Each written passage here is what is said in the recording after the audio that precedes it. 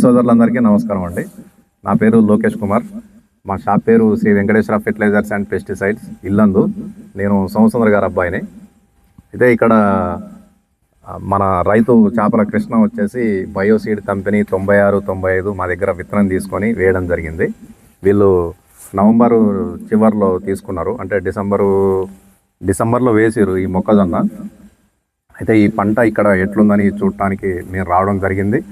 అదేవిధంగా మీ రైతు సోదరులందరికీ కూడా ఈ మంచి నాణ్యమైన విత్తనం కాబట్టి మీరు వేసుకుంటే మంచి దిగుబడి వస్తుంది. మంచి దిగుబడి వస్తే రైతు లాభాల బాట పడతాడు. కాబట్టి ఆ విత్తనం ఎట్లుంటుందని చూపించడం కోసం మేము బయోసీడ్ కంపెనీ తరఫున మీ రైతు సోదరులందరికీ ఈ క్షేత్ర ప్రదర్శన చేయించడం జరిగిందండి. అయితే ఇప్పుడు రైతు కృష్ణ అనుభవం ద్వారా ఈ పంట ఎలా ఉందని తెలుసుకుందాం. కృష్ణ, బాగున్నారా? బాగున్నాం సార్. అందరికీ నమస్కారం అండి. మీ పేరు? నా పేరు చాపల కృష్ణ అండి. చింతలపూడి గ్రామం, ఇల్లెందు మండలం, భద్రాద్రి కొత్తగూడెం జిల్లా అండి.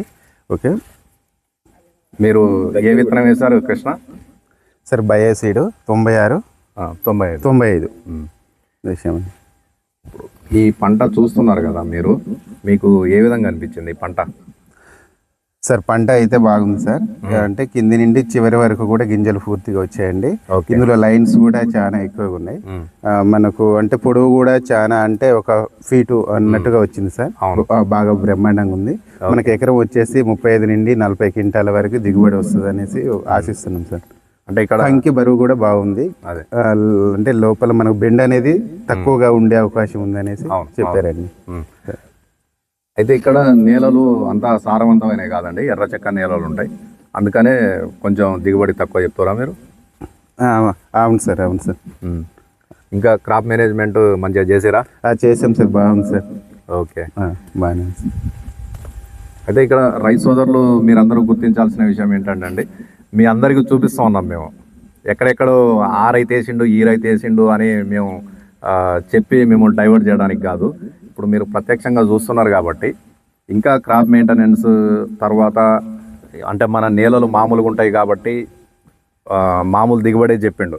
యాక్చువల్గా వీటిని కనుక మీరు నల్లరేగడి నేలల్లో వేస్తే 50 క్వింటాలు ఈజీగా వస్తుంది దిగుబడి.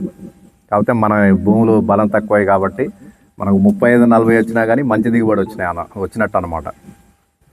ఇంకా మీకు ఓవరాల్గా ఎలా అనిపించింది కృష్ణ?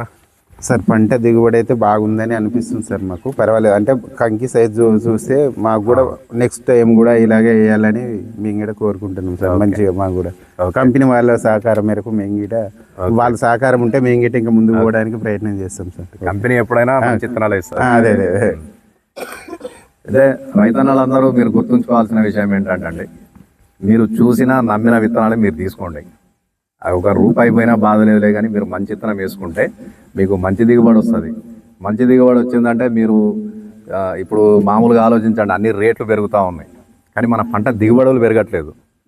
కాబట్టి మనం పంట దిగుబడి పెంచుకున్నాం అనుకోండి, కనీసం ఆ పెరిగిన రేట్లను బ్యాలెన్స్ చేసినట్లయినా అవుతుంది. కాబట్టి మంచి విత్తనాలు వేసుకొని మీరు మంచి దిగుబడి సాధించాలని కోరుకుంటున్నాను అండి.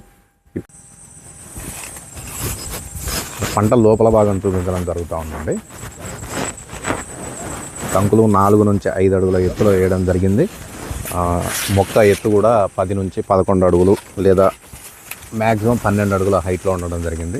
ఇట్లా కంకులు అనేవి చాలా నీట్గా రావడం జరిగింది. కొంచెం క్రాప్ మెయింటెనెన్స్ ఇంకా బాగుండాలండి. అయినా కానీ ఈ రైతు సంతోషంగానే ఉన్నాడు.